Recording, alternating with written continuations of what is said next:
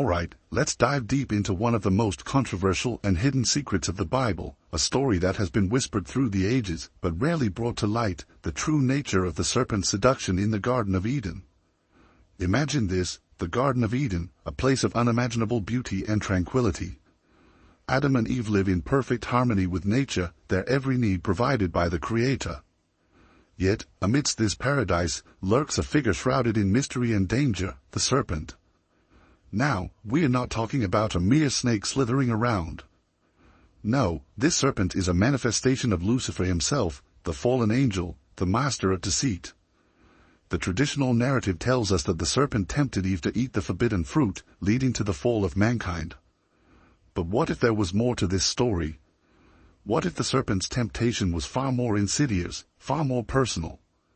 Hebrew Bible scholars and apocryphal texts hint at a deeper, more intimate interaction. The serpent, with his beguiling charm and otherworldly knowledge, approaches Eve not just with a piece of fruit, but with a proposition. He promises her wisdom, power, and a deeper understanding of the divine. His words are like honey, sweet and irresistible.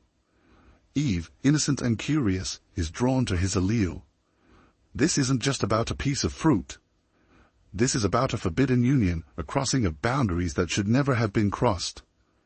The serpent, in his true form as Lucifer, seduces Eve, and their union brings forth a new kind of knowledge, a knowledge that is both enlightening and damning. This act of seduction, this forbidden encounter, is the real original sin, a sin that brings forth a lineage tainted by its very inception. Apocryphal texts and Cabalistic literature delve into this forbidden union, suggesting that Cain, the firstborn of Eve, is not the son of Adam, but the offspring of Lucifer himself. This revelation shakes the very foundation of our understanding of good and evil. Cain, born from this unholy union, carries within him the mark of his father, a mark that will define his destiny and the destinies of his descendants. So, here's the deal. The traditional narrative tells us that Cain and Abel were the sons of Adam and Eve, right? But what if I told you that this isn't the whole truth? What if Cain's true father wasn't Adam at all, but Lucifer? Alright, before you hit that comment section, let's break this down. We already know from the previous discussion that the serpent, a manifestation of Lucifer, had a forbidden encounter with Eve in the Garden of Eden. This union, shrouded in secrecy and taboo, resulted in the birth of Cain. This isn't just wild speculation. There's compelling evidence in ancient texts and traditions that support this claim. Let's start with the apocryphal texts, those books that didn't make it into the canonical Bible but still hold immense value and insight. In some of these texts, there are hints and outright statements suggesting that Cain was the offspring of a union between Eve and a being of great power and darkness. This being, as we now understand, is Lucifer. But why does this matter? Why is it so crucial to understand Cain's true parentage? Because it fundamentally changes the story of humanity. If Cain is indeed the son of Lucifer, then his actions, his curse, and his descendants carry an entirely different weight. Cain's murder of Abel isn't just a crime of passion, it's the manifestation of a darker, more profound struggle between good and evil. Cabalistic literature adds even more depth to this theory. According to these mystical texts, the union between Eve and Lucifer was part of a cosmic plan, a struggle between light and darkness that plays out on the human stage. Cain, born from this union, is marked not just with a curse, but with the legacy of his father. This mark signifies his role in the ongoing battle between divine order and chaotic rebellion. Imagine the implications of this revelation. Cain, the first murderer, isn't just a wayward son, but the progeny of Lucifer himself. This makes his actions almost inevitable, a result of the dark legacy he carries.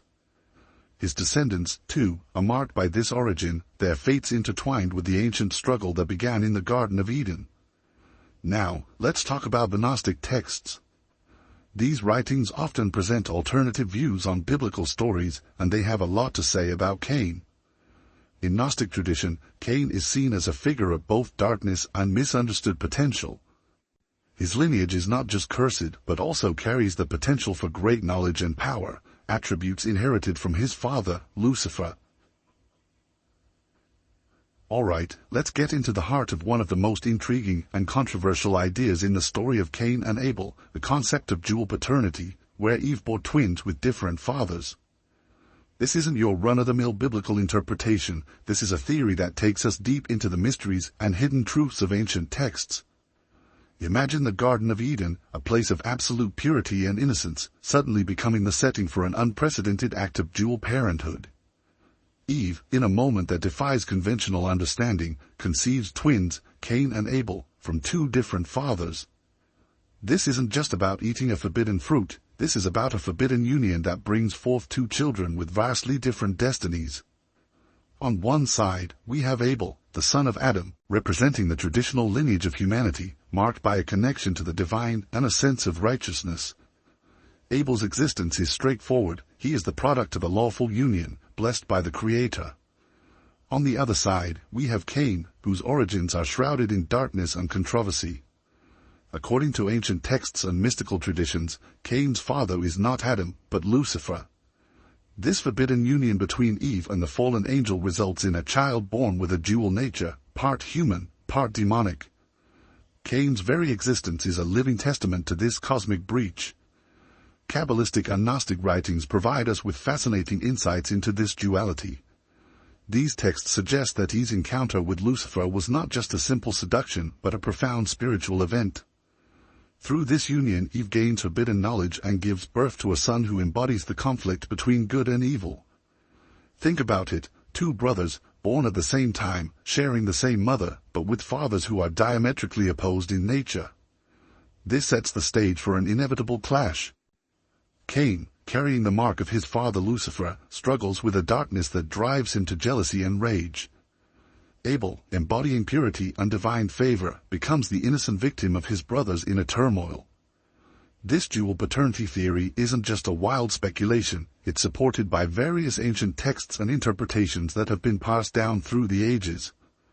In some Gnostic traditions, this idea of dual parenthood is used to explain the profound differences between Cain and Abel. It's not just a story of sibling rivalry, it's a cosmic battle between the forces of light and darkness, played out in the earliest chapters of human history.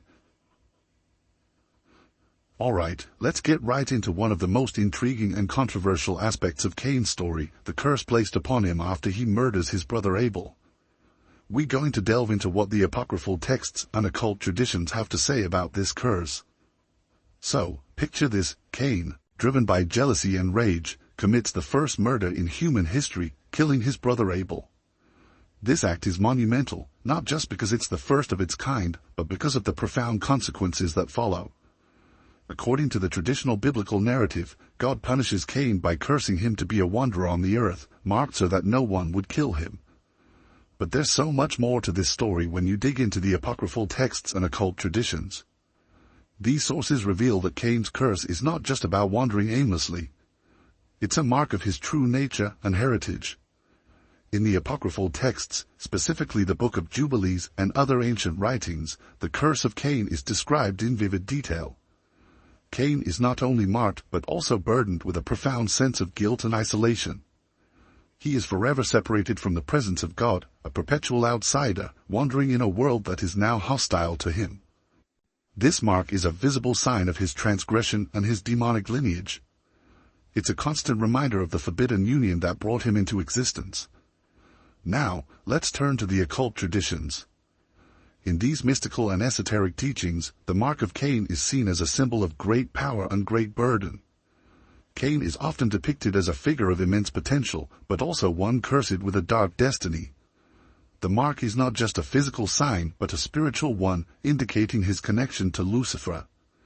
This connection grants him knowledge and abilities beyond those of ordinary humans, but it also comes with a price: eternal conflict and suffering.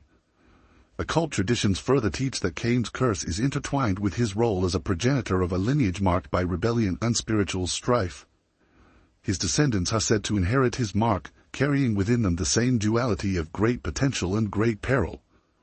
These traditions suggest that the mark of Cain is a kind of spiritual inheritance, a sign of both his extraordinary abilities and his doomed fate. In some esoteric circles, the mark of Cain is even seen as a badge of honor, a symbol of defiance against divine authority. This perspective views Cain as a tragic hero, a figure who dared to challenge the established order and paid the ultimate price. His curse, therefore, is both a punishment and a testament to his unique role in the cosmic drama. These interpretations are bold, challenging, and deeply unsettling. They force us to reconsider the simplistic view of Cain as merely a villain. Instead, we see him as a complex figure, marked by his origins and his actions, caught in a struggle that transcends his personal story and touches on the very nature of good and evil. Alright, let's dive into another layer of the Gnostic perspectives on Eve's encounter with the serpent and how it reshapes our understanding of Cain's origins. So, Gnosticism, for those who might not know, is a collection of ancient religious ideas and systems that emerged in the early centuries of Christianity. Gnostics had some pretty controversial views, especially when it came to the story of creation and the figures involved. In Gnostic texts, the serpent in the Garden of Eden isn't merely a deceiver. Instead, it's often seen as a liberator, a bringer of knowledge. Here's where it gets wild. Gnostic teachings propose that the serpent is a representation of the demiurge, a lesser god who created the material world. This demiurge is often portrayed as an arrogant and flawed entity who traps human souls in the material world. The serpent, however, is a manifestation of a higher, more benevolent power that seeks to enlighten humanity and free them from the demiurge's control. Now, let's bring Eve into the picture. According to Gnostic texts like the Apocryphal of John and the hypostasis of the archons, Eve's encounter with the serpent is not an act of disobedience, but a moment of awakening. The serpent offers Eve the fruit of knowledge, and by accepting it, Eve gains an understanding of the divine truths that the demiurge tried to keep hidden. But here's the kicker: this knowledge isn't just intellectual, it's also deeply spiritual and, yes, even sexual. The Gnostics suggest that Eve's interaction with the serpent was a profound spiritual union, one that imparted her with divine wisdom and power. This union is seen as an essential act of rebellion against the oppressive rule of the demiurge, marking the beginning of a spiritual awakening for humanity. And where does Cain fit into all of this? According to these Gnostic interpretations, Cain is the progeny of this enlightened union. He is not just a physical offspring, but a spiritual being, embodying the wisdom and power of the higher realms. This perspective transforms Cain from a mere biblical villain into a complex figure caught in the cosmic struggle between light and darkness. The Gnostics believed that Cain's role was misunderstood and that his actions were driven by a deeper, more spiritual conflict. His murder of Abel, they suggest, wasn't just a simple act of jealousy, but a manifestation of the eternal struggle between the forces of enlightenment and the forces of ignorance and control represented by Abel. This view is supported by various Gnostic texts that paint Cain as a bearer of secret knowledge, a figure whose very existence challenges the status quo. The mark of Cain, in this light, is not just a curse, but also a symbol of his unique role in the cosmic order. It's a sign of his spiritual lineage and his connection to the higher truths that the Gnostics revered. In Cabalistic thought, every action and event in the Torah has a deeper, hidden meaning. Cain's birth is seen as a result of a profound spiritual event. According to these mystical teachings, Eve's encounter with the serpent wasn't just a physical temptation, it was a metaphysical union. The serpent, representing the darker aspects of the divine, imparted a spark of forbidden knowledge to Eve, resulting in the birth of Cain. This spark is both a blessing and a curse, imbuing Cain with extraordinary potential but also binding him to a dark destiny. Cabalistic texts such as the Zohar delve into this dual nature of Cain. They suggest that Cain embodies the tension between the divine and the demonic, the sacred and the profane. He is a figure of immense spiritual complexity, marked by his unique origin. The Zohar explains that Cain's soul is derived from a higher spiritual realm but is tainted by the impurity of his conception. This duality is symbolized by the mark placed upon Cain. According to Cabalistic interpretation, this mark is not just a physical sign but a metaphysical symbol of his role in the cosmic order. It signifies his connection to both the highest and lowest aspects of the divine. The mark is a constant reminder of his potential for greatness and his inherent struggle with his darker nature. Furthermore, Cabalistic teachings often explore the idea of tikkun, or spiritual repair. Cain's life and actions are seen as part of a larger divine plan for rectification and balance. His existence is necessary to address the imbalance created by the original sin and the subsequent fall of humanity. In this view, Cain's journey is one of seeking redemption, struggling to overcome his inherent darkness and fulfill his potential for spiritual enlightenment. One of the most intriguing aspects of Cabalistic interpretation is the idea that Cain's descendants inherit his spiritual struggle. They carry within them the same potential for both greatness and downfall. This lineage is seen as crucial in the ongoing cosmic drama, playing a pivotal role in the ultimate redemption of humanity. The Zohar even suggests that some of the greatest sages and mystics in history are descendants of Cain, working to transform his cursed legacy into a source of divine light. Alright, let's wrap up our exploration with a deep dive into the occult revelations about the hidden history of Lucifer and Eve. This isn't just another biblical story, this is about uncovering secrets that have been kept from us for centuries. We're talking forbidden knowledge, hidden histories, and bold truths that challenge everything we thought we knew. So, let's get right into it. Occult traditions have a lot to say about the relationship between Lucifer and Eve, and it's nothing short of mind-blowing. These teachings go beyond the surface-level interpretations and delve into the profound spiritual and metaphysical implications of their union. According to various occult texts, the encounter between Lucifer and Eve in the Garden of Eden was far more than just a simple act of temptation. It was an intimate and transformative event. Lucifer, often depicted as a fallen angel and the bringer of light, approached Eve not just to deceive her, but to initiate her into deeper, hidden knowledge. This act was seen as a cosmic rebellion against the divine order established by the Creator. In many occult traditions, Lucifer is viewed as a Promethean figure, a bringer of enlightenment who defies the oppressive rule of a tyrannical god. His union with Eve is seen as a deliberate act to awaken humanity from its imposed ignorance.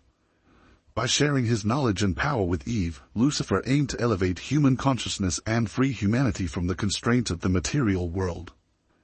This forbidden union resulted in the birth of Cain, who is often described in these texts as a being of great potential and significant spiritual power. Cain's lineage, according to occult beliefs, carries the duality of his origins, both divine and demonic.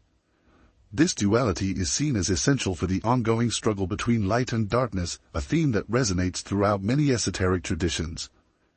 One of the most compelling aspects of these occult teachings is the idea that Lucifer's actions were not purely malevolent. Instead, they are portrayed as a necessary step in the evolution of human consciousness. By defying the Creator and imparting knowledge to Eve, Lucifer set in motion a series of events that would ultimately lead to the possibility of human enlightenment and spiritual growth. Occult traditions often emphasize that this hidden history has been suppressed and demonized by mainstream religious teachings. The true nature of Lucifer and Eve's relationship is said to be one of mutual respect and shared purpose, aimed at liberating humanity from ignorance and spiritual stagnation. These teachings challenge us to reconsider the nature of good and evil, suggesting that the true path to enlightenment involves embracing the complexities and dualities of existence. It's a bold and daring perspective that redefines the roles of the key figures in the Garden of Eden and invites us to look beyond the conventional narratives. So, there you have it, a glimpse into the hidden history of Lucifer and Eve according to occult traditions. This story isn't just about defiance and rebellion, it's about the profound and often controversial journey towards spiritual enlightenment and liberation. It's a narrative that invites us to question, explore, and ultimately seek the deeper truths that lie beneath the surface. Thank you so much for watching till the end. If you enjoyed this deep dive into the hidden secrets of our ancient past, make sure to like, comment, and subscribe. Your support means the world to me, and it helps us continue to explore these fascinating topics. God bless us all, and see you in the next video.